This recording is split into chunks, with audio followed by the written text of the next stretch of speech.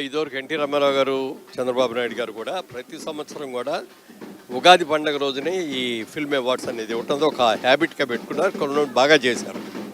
తర్వాత అది కూడా మళ్ళీ లేట్ అయిపోయింది. ఇప్పుడు దాదాపుగా 7-8 సంవత్సరాలు బట్టి ఆంధ్రప్రదేశ్లో లేదు. లాస్ట్ ఇయర్ వరకు తెలంగాణ రాష్ట్రం వచ్చిన కాడి నుంచి లాస్ట్ ఇయర్ వరకు మొత్తం అన్నీ కూడా ఒకే సంవత్సరంలో క్లియర్ చేశారు రేవంత్ రెడ్డి గారు. ఇప్పుడు ఈ సంవత్సరం కూడా కరెక్ట్గా ఆ రోజున ఎన్టీ రామారావు గారు ఏదనుకున్నారో అదే ముందుగా వెంటనే సెలక్షన్స్ అయిపోయి ఉగాది రోజున అవార్డ్స్ ఇవ్వాలి అనే దాన్ని మనీ పునరుద్ధరించడం మాత్రం నాకు చాలా బాగా నచ్చింది. ఎందుకంటే ఎవ్రీ ఇయర్ ఇలాగే ఉగాది రోజున సినిమా పండగ జరగాలి. ఒక పండగలా ఒక అందరినీ సినిమాలో పంచిన అందరూ కలిసిన రోజు. అవును, అది ఇదివరకు నుంచి కూడా అలాగే జరుగుతుంది.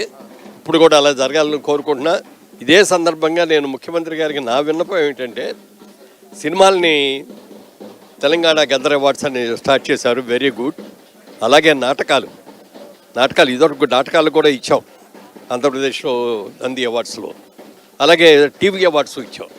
వాళ్ళ సినిమా ఎంత పాపులర్గా ఉందో టీవీ కూడా అంత పాపులర్గా ఉంది. కాబట్టి టీవీ అవార్డ్స్ని, నాటకాల అవార్డ్స్ని కూడా రివైవ్ చేసి దానికి వేరే డేట్స్ పెట్టి అన్నీ ఒకసారి కుదరదు. కాబట్టి ఉగాదికి ఫిల్మ్ అవార్డ్స్ ఇచ్చి తర్వాత 2 అకేషన్స్లో ఆ 2 కూడా ఇస్తే బాగుంటుందండి. Thank you so much sir. Me advice చాలా పాజిటివ్.